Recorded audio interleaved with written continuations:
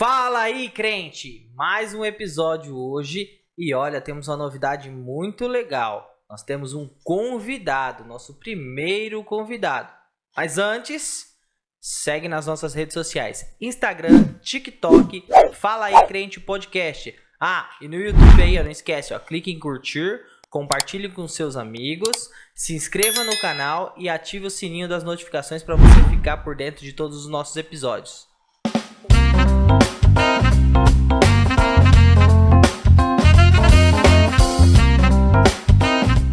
Hoje conosco Juliano Ramos, é isso mesmo, ele que é jovem, até 100 anos, tem que ser jovem, né? Jovem, líder de jovens e adolescentes há 11 anos. E olha de onde ele veio, do Mato Grosso. Deixa eu fazer uma pontinha. Do Sul. Mato Grosso do Sul, porque ele falou que é Mato Grosso do Sul. A gente tem uma rixa com Mato Grosso, então não me confunda com Mato Grossense. Juliano Ramos, líder de jovens atualmente na Vila Ara, mas há 11 anos liderando jovens e adolescentes desde o Mato Grosso do Sul. Diego, dá um oi pro nosso convidado aí. Fala aí, crente, tudo bem? Hoje eu ia falar para ficar quieto, mas eu estaria mentindo, sou crente. Vim aqui para ajudar, para a gente conhecer um pouco mais do Juliano, do trabalho, da obra, de tudo que ele tem feito. Então, fala aí, crente, não vai perder por nada. Juliano, faça as vezes aí, conte-nos quem é o Juliano, da onde veio o Juliano, fica à vontade. De qual Mato Grosso? Bom, boa noite, primeiramente. É uma honra, né, estar aqui no primeiro convidado. Primeiro convidado, olha que chique. Nossa, que honra, não? Me sinto honrado. Mas vamos lá, chamo Juliano, né? Vim do Mato Grosso do Sul, né? Inclusive hoje, 11 de outubro, não sei se eu posso falar a data aqui, mas hoje é 11 de outubro. Pode ficar à vontade. Não sei quando vai ao ar o programa, mas hoje, 11 de outubro, é o aniversário do Mato Grosso do Sul. Olha então, que chique. Em 1977 se dividiu do Mato Grosso, para quem, né? Às vezes eu percebo que o pessoal de São Paulo não tem muito geografia, às vezes na grade curricular, mas o Mato Grosso se dividiu do Mato Grosso do Sul em 1977. Desde então, o Mato Grosso do Sul é um estado. Eu sou de lá, de Campo Grande. Estou em São Paulo há 6 anos. Vim, a princípio, né, a trabalho, foi uma oportunidade profissional, e isso em 2017. Mas Deus tem seus propósitos. A princípio, morei em Campinas, depois vim para São Paulo. Enfim, trabalho na área tributária já há 10 anos, sou contador, por isso que eu tenho essa cara de contador. Ele tem cara de nerd, só pra avisar. Eu já tentei ser mais descolado, inclusive isso é uma questão que é bem legal na liderança, depois, quando vocês estiverem falando eu falo um pouco mais sobre isso, mas já tentei ser um pouco mais descolado, até por ser líder de jovem e adolescente, a gente passa por esse conflito, acho que todo líder de jovem e adolescente passa por esse conflito, porque a gente tem às vezes exemplos, Pastor Lucinho, David Leonardo, que são caras extremamente descolados, e se você não é descolado, você fala, poxa, o que eu estou fazendo de errado? Mas Deus já trabalhou da minha forma, eu sei que Deus me usa, e Deus usa cada um de uma forma, né? Assim como usa você, Gabriel, né? Dessa sua forma. Já aceitou aceitou que é nerd. Sou nerd e você, dessa forma Deus me usa. Então enfim, tá. muito prazer, acho que é isso. Fica à vontade, Diego, bota ele na parede, faça as perguntas. Não, vamos lá. Primeiro, eu estou muito feliz de ter o Juliano aqui. Eu acho que reconhecidamente ele já começou um trabalho, eu não sei se a gente consegue chamar de reavivamento, mas um trabalho lindo na igreja que a gente participa. Ele está trazendo jovens para causas sociais e tem muito a ver com o que a gente conversou semana passada sobre propósito, sobre o reino de Deus na terra, sobre nós fazermos mais do que simplesmente uma programação semanal de ir aos cultos e seguir a enciclopédia. Então, Juliano, eu queria primeiro te ouvir, e aí você fica super à vontade. Eu queria conhecer a tua visão. Na semana passada a gente falou um pouquinho da nossa visão sobre ser crente, sobre como é que a gente atua no mundo. E eu tenho visto você provocar nos jovens mais. Eu tenho visto você provocar mais oração, mais ação, mais participação, o que me leva a crer que você tem uma visão muito apurada sobre aquilo que você quer para a igreja daqui a alguns anos. Então eu queria que você me contasse um pouquinho como é que você enxerga isso, como é que você enxerga essa juventude e a igreja vindoura. Bom, vamos lá, obrigado pelas palavras. Bom, eu entendo que Todos nós, eu vi o episódio passado, obviamente, e aquilo Obrigado, que vocês né? falaram sobre propósito é exatamente o que eu acredito. Né? Que o cristão ele tem um propósito, primeiramente, de servir o reino. E eu entendo que, se eu sirvo ao reino e o meu rei é Jesus, e eu sou um discípulo de Jesus, eu preciso ser a diferença, eu preciso fazer a diferença, eu preciso ser como ele, eu preciso andar como ele.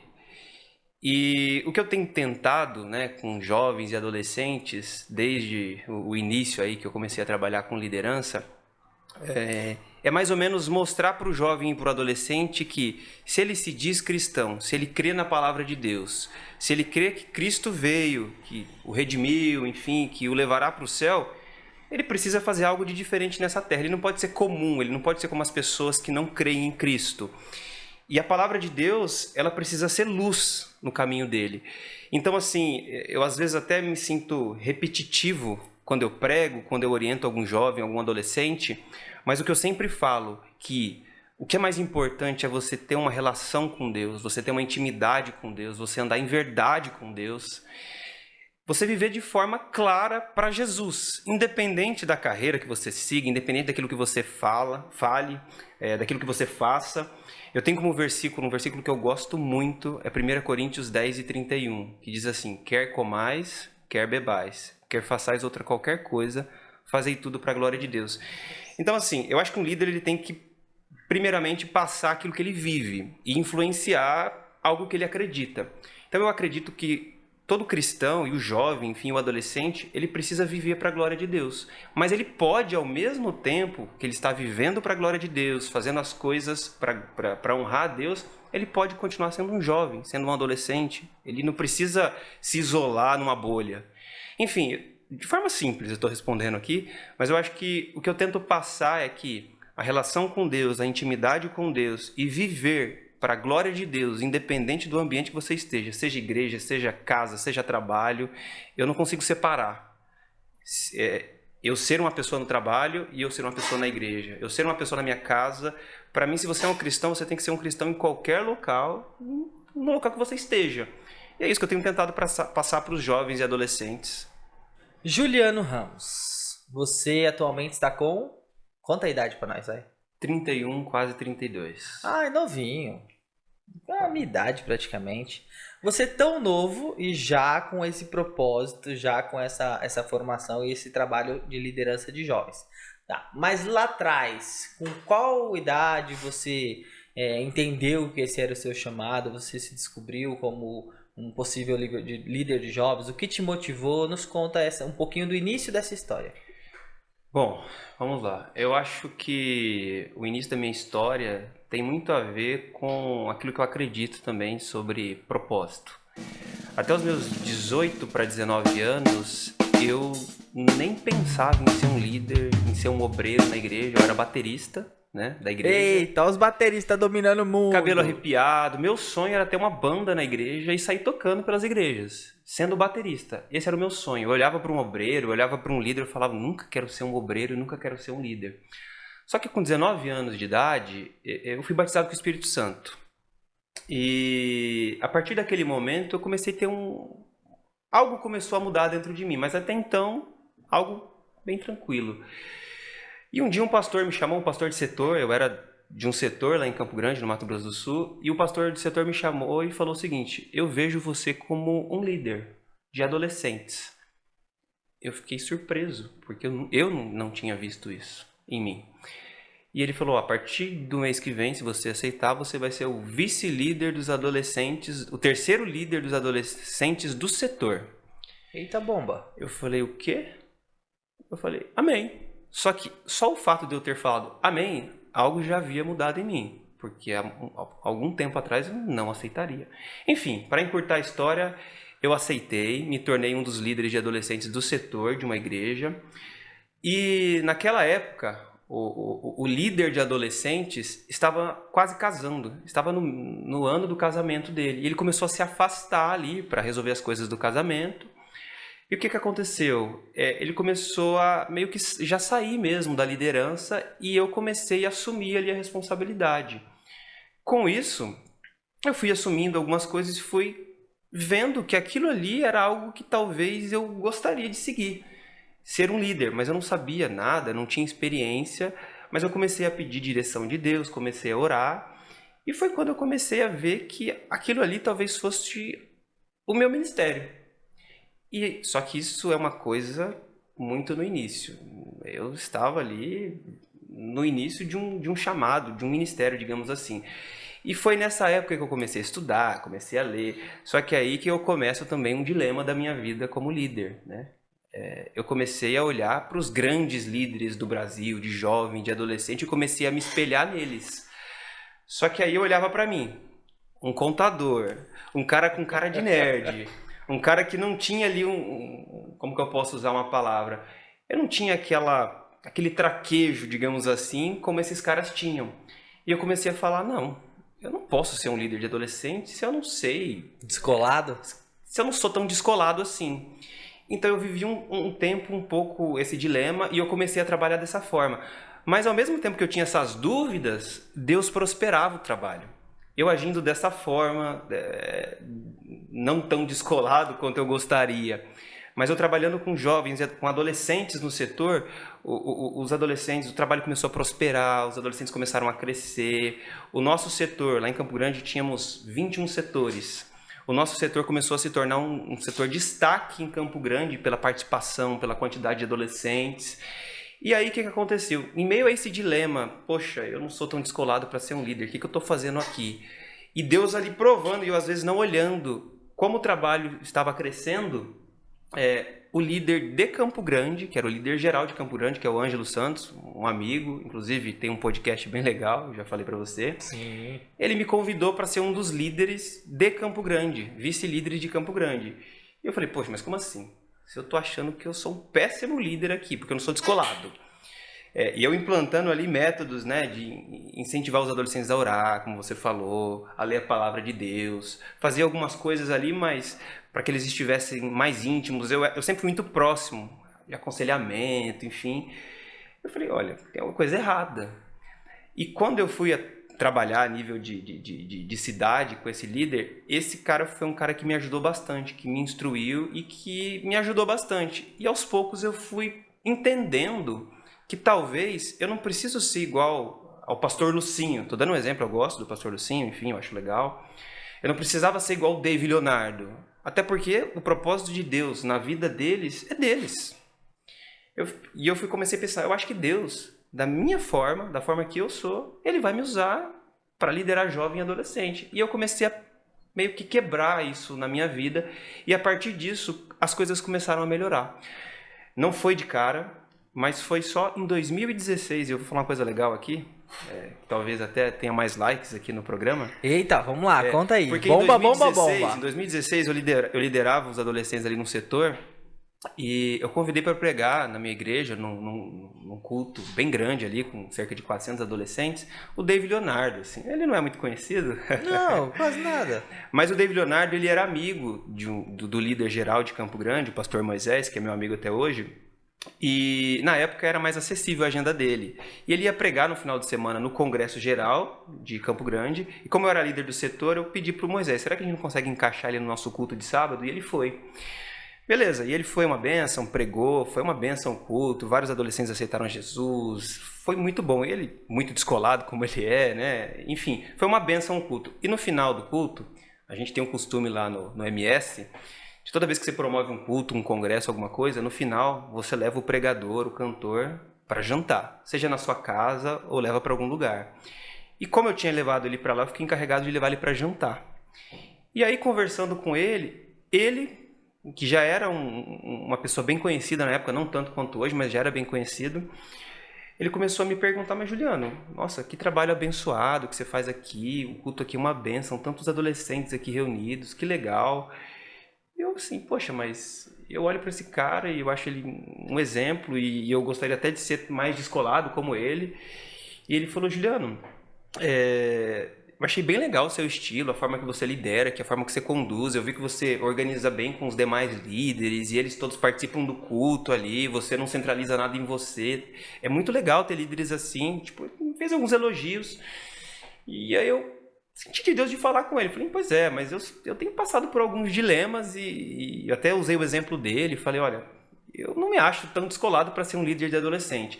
E aí ele, naquele momento, falou, Juliano, você é usado dessa forma. O trabalho que você faz aqui é lindo. Você não precisa ser igual. Boa noite, em que posso ajudar? Isso é um celular, tá? Ligar para Dave Leonardo. Isso. E eu acho que, inclusive, isso não deve ser cortado, deve passar na edição. Dave, você tem que Isso assistir. é legal.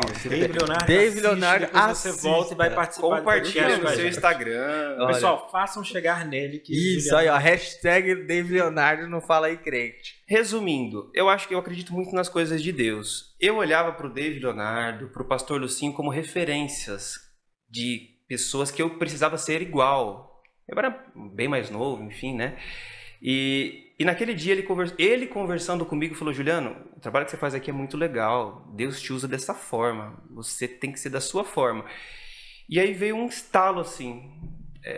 Não por ser o David Leonardo apenas, mas porque eu entendi que Deus estava falando comigo. Olha, a pessoa que você olha e vê como referência está falando que você é uma referência para ele hoje aqui, mesmo que seja naquele dia. Ou seja, eu tenho um propósito com você dessa forma. Desse E a partir jeitinho. daquele momento, isso acabou. Pois é, eu precisei também, não foi o David Leonardo, mas eu precisei de um profeta de Deus para chegar também e falar basicamente a mesma coisa. Porque o meu dilema lá no Padroeiro era exatamente o contrário. Eu não presto para ser líder de jovens, eu sou muito bagunceiro. Eu sou muito da bagunça, de estar ali com os jovens. Então eu sou, dizia eu, né? Eu sou jovem. Eu não presto para ser o líder. O líder tem que ser um cara respeitado. E aí um dia uma jovem chegou em profecia e falou: é desse jeitinho que eu vou te usar para falar com eles. Então aí eu também, foi nessa época que eu tranquilizei e comecei a atuar desse jeito bagunçado, né? Coisa linda. Meu Deus. Eu quero pegar dois pontos da tua fala que eu achei maravilhoso. O primeiro é que você falou sobre como os nossos sonhos mudam ao longo da nossa caminhada com Deus. Eu queria saber qual era o seu sonho. Se ele queria ser baterista antes de encarar o ministério. Qual era o seu sonho? Mas um sonho assim, no ministério, porque eu já sonhei em ser piloto de caça. Olha só, piloto de caça. Não só sonhei, fiz prova para entrar na Epicar. Pois é, já sonhei... Como é que foi na prova? Tá bom, pode seguir. Fala aí, crente. Eu fiz a Epicar e eu fiz a AFA, gente, Academia da Força Aérea. Depois eu descobri que eu não poderia ser piloto de caça, eu tenho bronquite, a altura até permitia, mais ou menos. Você percebeu, ele Enfim. fez a prova, mas aí depois ele percebeu que foi a bronquite. Não era Tá tudo certo. Não ia dar muito certo eu nas Forças Armadas, né? Porque disciplina e regras não é comigo. Mas na igreja, meu sonho sempre foi ser baterista. Inclusive sobre banda, eu já tive banda na igreja, já toquei em Marcha para Jesus e tudo. E foi isso, eu acho que era o sonho sempre ser baterista. Nunca tive assim aspirações maiores assim. Aí depois, claro, fui aprendendo, aprendi muito com meu pai, que foi 18 anos líder de jovem. E hoje eu tô nesse meio aí, ainda meio lá, meio cá, mas o sonho sempre foi ser baterista. Que maravilha. Eu me lembro quando garoto eu queria ser padre exorcista. Meu Deus. Começou.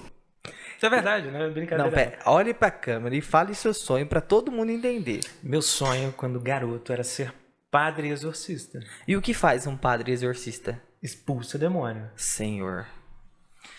Esse é o Diego, gente. Foi influenciado por aquele filme, né? O Exorcista. Sem sombra de dúvidas. Até hoje é um dos meus filmes prediletos. Apesar de você vai estudar, você vai entender como as coisas funcionam, vai discernir, mas continua sendo um ótimo filme. Eu não assisto filme de terror, só pra avisar, tá? Eu tenho medinho. Mas deixa eu voltar aqui para a parte séria da coisa. Na sua segunda fala, que eu tô capturando aqui, você falou de uma coisa extraordinária que é o batismo com o Espírito Santo. E aí eu Sim. queria puxar um pouquinho esse tema, porque eu tenho ouvido a nossa juventude, não da nossa igreja, mas quando você acompanha as redes sociais, quando você acompanha as igrejas, nós temos visto os jovens dando pouco valor para isso. Sim. E muitos relatos de jovens que diz não alcançar apesar de querer. Será que está mais difícil hoje em dia ser batizado pelo Espírito Santo? Será que está mais difícil ser batizado com fogo? Como é que você pensa? O que vocês acham sobre isso? Pega essa bomba aí.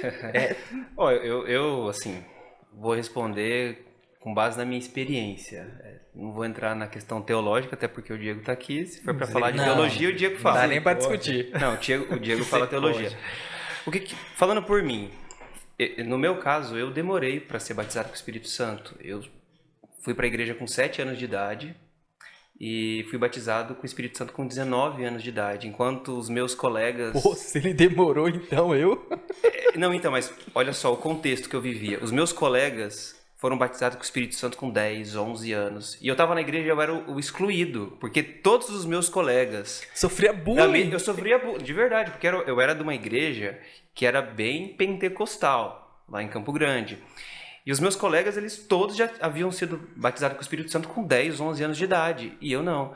Mas no meu caso, Juliano, tá? Eu não tô dizendo que essa é a resposta. Eu nem tenho a pretensão de dizer que essa é a resposta. Eu não fui batizado com o Espírito Santo antes porque eu até falava que eu queria ser batizado. Mas era algo meio que da boca para fora. Eu não tinha ações mais concretas. Eu não buscava Deus como deveria, no meu entendimento, eu deveria buscar para ser batizado. Eu só fui batizado com 19 anos de idade porque eu tive uma mudança na minha mente. Eu entendi que eu precisava ter uma relação mais íntima com Deus. E nesse momento eu comecei a buscar mais a Deus. Eu comecei a ter uma mudança na minha vida prática também, no dia a dia.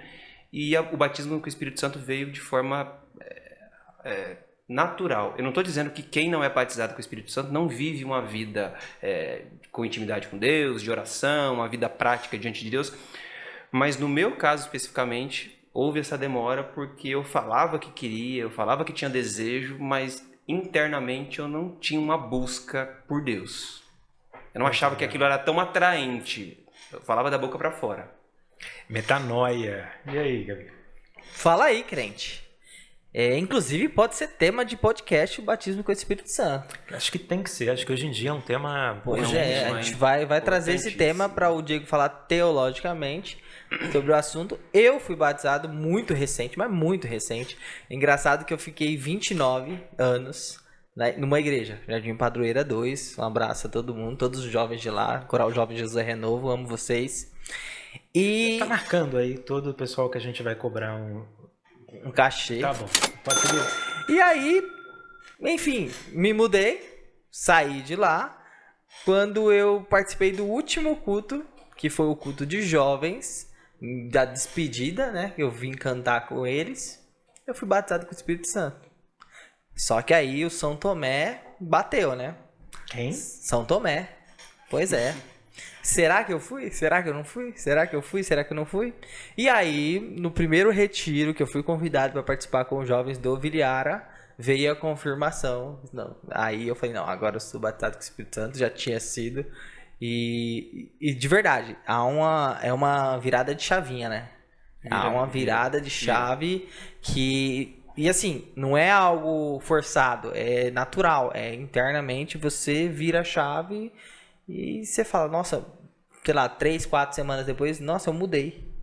Você tem uma mudança, você começa a enxergar algumas coisas com outros olhos, o seu coração começa a arder para uma outra... para estar mais na obra de Deus, fazer mais, e é muito legal. E conta você, Diego. Me conta. O meu foi razoavelmente diferente, assim. Eu conheci muita gente batizada na igreja, no culto, num congresso.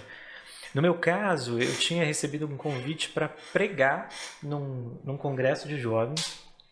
E eu sempre me achei um pregador bastante medíocre, para falar bem a verdade, assim. Exatamente da mesma linha que você nos contou, né? Você começa a observar grandes nomes, pregadores, sim, associações de ideias, conexões, a forma como encontra a Bíblia na Bíblia. E eu sempre admirei, eu vou confessar que, apesar de pentecostal, eu sempre admirei muito mais pregações inteligentes do que pregações emocionais. Eu, Diego, e aí cada um prefere de um jeito, mas eu gosto muito mais de sair do culto ruminando a palavra, e passar uma semana e aquilo ainda está me incomodando, eu ainda estou refletindo e etc. Porque às vezes a gente vai para o culto e tem cultos maravilhosos de entrega, pentecostais, o fogo queimando, canela de fogo, labareda de Osasco, tem um monte de coisa assim. Mas passado meia hora que você chegou em casa, antes do McDonald's chegar,